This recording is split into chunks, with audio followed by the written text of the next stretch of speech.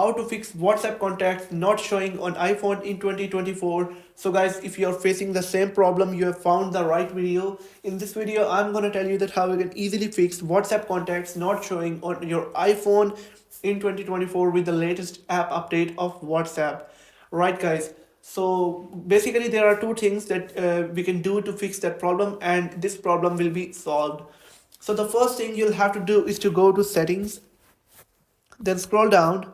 So guys, the first need you'll have to do is to confirm that the person that you are looking on WhatsApp should have must have the WhatsApp account.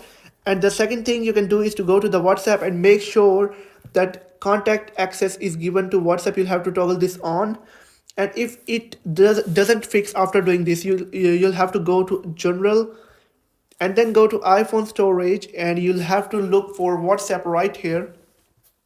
Once you have found it, click on it, and you'll have to click on offload app and then offload it.